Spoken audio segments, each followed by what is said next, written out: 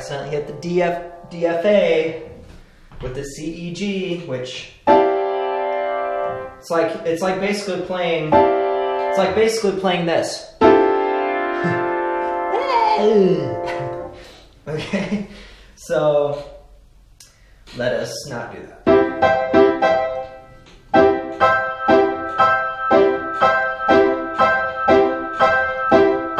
So what I'm doing, the way I was playing these chords, I was playing them in a staccato fashion.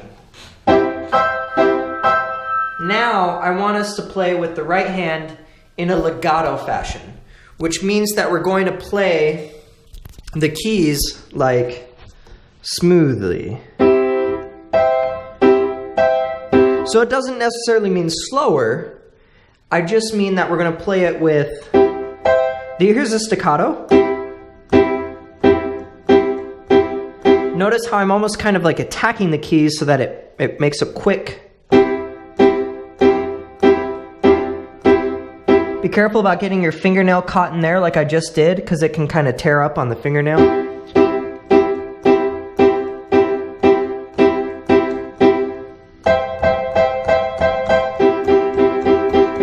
Okay, here's now legato chords.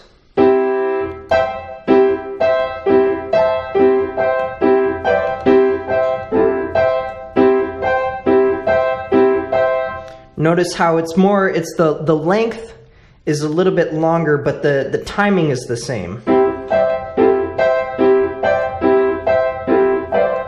It's harder to hit the right note, so I'm going to go slower.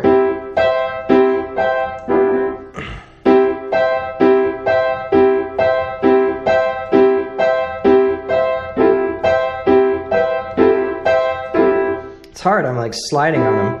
Try it again.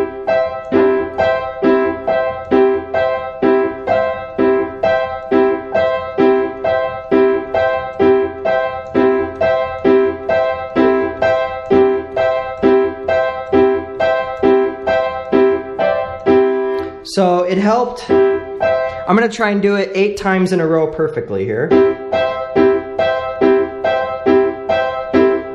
Oh, messed up. Got to start over.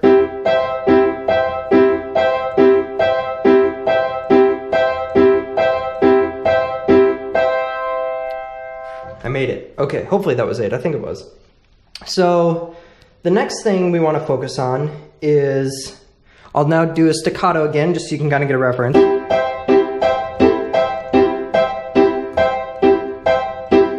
Notice how the rhythm and the beats per minute was the same for each chord. I just played it shorter. The notes were much shorter and they were hit. Now, for a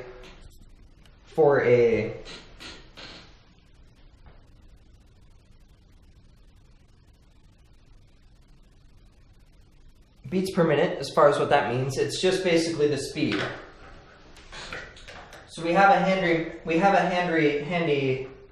metronome here, and this is a handy thing to get when you're practicing. Sometimes I rarely ever used it myself, but I hear it's good. I used it sometimes, but it was the clicking. The clicking always kind of annoyed me. So there is a light possibility here. We can just look at the light. But I also found the red annoying. You know, it'd probably be better if they would have had a green or a blue. So, you know, maybe if you find a metronome that has a blue light like that, it'd probably be a better purchase. But the beat is here. Also, if you find a metronome where the beat isn't as annoying, that's a good thing too. So a lot of computers will have metronomes, like free online metronomes or software metronomes that you can get that'll have cool stuff. And they'll have a lot of cool features that even buying a metronome won't have, that you might not even be able to find if you actually try and buy a device. And they're free. So that's something good to look for.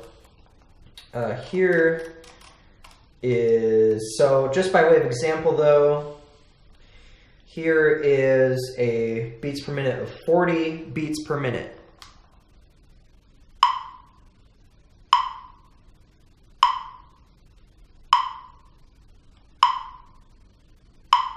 So what does this mean? Well, it means every minute, every 60 seconds, there's going to be 40 of those little ticks. Now, if we move it up to to 120. You notice it's 3 times as fast. So there's 3 times as many beats and 120 is 40. That makes sense, right? 40 beats per minute, 40 beats every minute, 120 beats per minute, 120 beats every minute, or 3 times 40, 40, 80, 120. Now if you move this up to 208, which is as fast as this thing goes, 208 beats per minute, or you can have it on the 440 hertz, which is basically for tuning stuff. And then we have the different things here. So you have from 40 to 58, it's largo, that's what they call it. 58 to 66 is larghetto. 69 to 76, adagio. 80 to 104 is andante. 108 to 120 is moderato. 126 to 168 is allegro. And then 176 to 192 is presto. And then 200 to 208 is prestissimo.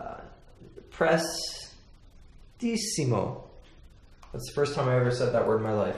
So that's pretty much the function of a metronome. That's how music is recorded in terms of beats per minute. Then of course we have this whole thing called time signature as well. And time signature is in terms of 4/4.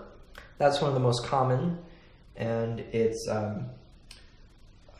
4 beats for every bar. And then you can have 3/4, which is 3 beats for every bar. I might be totally messing this up.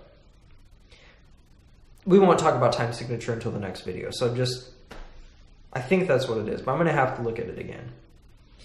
And in the next part, sorry about that. I think that's what it is, but I just want to make sure.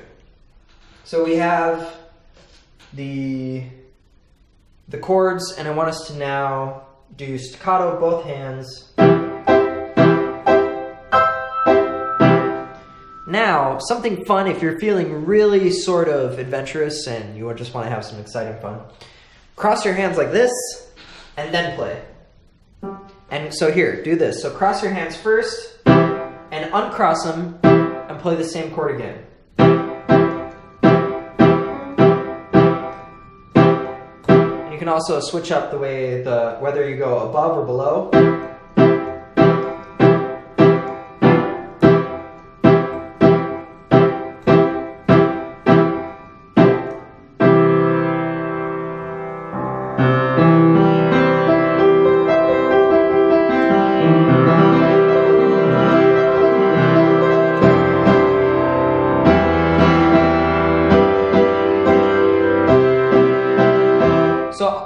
I'm going to be playing now everything that we just learned.